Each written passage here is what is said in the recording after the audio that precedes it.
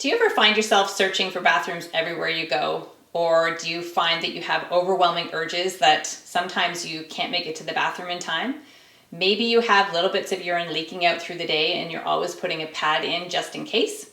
These are all signs of urinary incontinence. And the good news is that there is lots of opportunity for improvement and elimination of these symptoms. Hi, I'm Kim Vopny, your vagina coach, and in this video we are going to review how to retrain your bladder so you can overcome those pesky leaks, those strong urges, and the need to find a bathroom everywhere you go. The first step in bladder retraining is to complete a bladder diary. If you haven't already done so, I invite you to check out my other video on how to complete a bladder diary and then come on back here. Once you have your bladder diary completed, the first thing you're going to do is look for some trends with regards to what you put in your body. So in the bladder diary, you're going to record all of the food that you eat and all of the liquid that you drink. And you're also going to note when you have to go to the bathroom, how long was your stream? Did you have any sensations of urgency or any leaking? These are going to help you point out some of the potential triggers in your foods that may be contributing to those sensations. So common things would be caffeine, alcohol, artificial sweeteners, acidic foods, even chocolate. There could also be some food sensitivities that you have that may contribute to some of the sensations as well. So you may also want to do some diet evaluation with a nutritionist where you do some food sensitivity testing. But using your bladder diary can help you identify some of the more common triggers for you and then help you make a decision about whether you eliminate that food or drink or if you want to reduce it. But once you have that information, you can also then potentially make plans around do that activity if you don't necessarily want to remove that food. The next thing with our bladder diary is we are going to look for trends in habits and behaviors. So we looked at potentially irritating foods and beverages, ones that could potentially irritate the bladder and contribute to it signaling you more often. We now want to look at some of the lifestyle or behavior habits that you may have that could also be doing the same thing. Things like peeing just in case. Do you notice that you pee every time you leave the house? Or perhaps pee before the start of every exercise class, or maybe even also in between, so in halfway through your exercise class. Maybe you go pee 3, 4, 5, 6 times before you go to bed at night, hoping to completely empty your bladder so you won't have to wake up. When you are emptying your bladder before it is actually full, what that does is it trains the bladder to signal you more often. So once you've done that a few times, your bladder starts to identify being full here as opposed to here. A full bladder is about 1.5 cups of liquid. So I would invite you to get a set of measuring cups that don't ever make it back into the kitchen and keep them in your bathroom during your bladder retraining and use those to measure how much urine is coming out. If it's about 1.5 cups, then you could consider that that was a full bladder. But a lot of times people say, I have this strong urge and I go and just a little bit comes out. So you can also measure in time. So if you're peeing for, say, a 10 to 12, maybe even 15-second flow, that would be considered pretty much, if it's a steady stream, that would be a full bladder. Anything less than that, you don't actually have to go. So we want to identify the behaviors, again, that might be contributing to us teaching our bladder to signal us here when really we want it to signal here. Normal voiding is every 2.5 to 4 hours. So unless you are consuming foods that are irritating the bladder or potentially drinking a volume of liquid that's greater than, say, 1 cup, the chances are you won't have to go so frequently.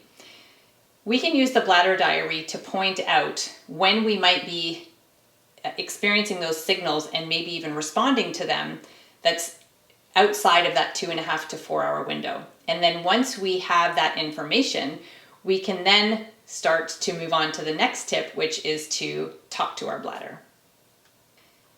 It might sound strange, but part of bladder retraining involves talking to our bladder. Now, this can be done in our heads. It can also be done out loud, like I'm doing right now. When you're using your bladder diary and knowing that 2.5 to 4 hours is the normal window, when you experience a sensation, that urge to have to go to the bathroom, your bladder is signaling you. And we can then look at our bladder diary and say, well, I just went 45 minutes ago. I haven't had any bladder irritants and I haven't had a large volume of liquid, so I don't have a full bladder. So what you're going to do, again, inside your head or out loud, is you're going to talk to your bladder and say, I know you're not full. We just went to the bathroom 45 minutes ago. I haven't had any irritants. I haven't had a huge volume of liquid. I know that in the past I have contributed to getting you to signal me more often, but I'm going to take back control and get to that window of 2.5 to 4 hours. So talking to your bladder, again, it might seem a little bit odd, but it can really, really be helpful and put you back in control. Another thing you can do while you are retraining your bladder and talking to your bladder is to use some distraction measures. So some of the more common distraction measures would be curling your toes. So as you are talking to your bladder and trying to overcome that urge, the bladder signal will last about 15 to 30 seconds. And during that time, you're talking to your bladder and you can also start to curl your toes under. And that interrupts the signaling up to the bladder and can, again, be a distraction measure. That can help calm that sensation. Another distraction measure would be calf raises. So wherever you are standing, you can start to go up and down onto your toes, again, while you're talking to your bladder. And one final thing you can try to do is Kegel exercises. So that's a contract, lift, and let go of the muscles.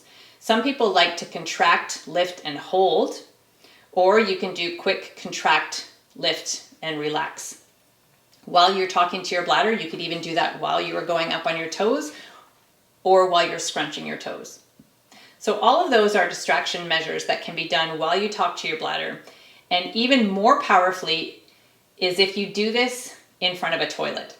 So when you get the urge, you can walk into the bathroom and you can be staring at the toilet, you're talking to your bladder, you're using your distraction techniques, and that is a very powerful way to take back control. I advise you to do this at home for the first few days, maybe even up to a week. You may experience some very strong, potentially overwhelming sensations, and you may not be able to control the release of the bladder for those first few days, but stick with it, it will get better. Another tip for when you are retraining your bladder is to ensure you are drinking enough water. A common tactic that people use when they are leaking or when they are afraid that they're not going to be able to make it to a bathroom in time is to restrict their fluids. And while that may seem logical, it actually concentrates the urine, and that then irritates the bladder, and therefore the bladder will signal you to get that out of the body. So you want to be drinking clear water throughout the day. You can potentially have other beverages as well, but you want to aim for between 2 and 3 liters of clear, fresh water spread throughout the day. So instead of drinking big volumes at a time, that will, of course, increase the volume and make you have to go more often. But if you're drinking consistently throughout the day, it helps keep you hydrated and it helps prevent that urine from becoming concentrated. So therefore your bladder won't be signaling you to get that concentrated urine out of your body. The purpose of bladder retraining is to try to prolong the time in between those bathroom visits. So again, remembering optimal voiding is every 2.5 to 4 hours.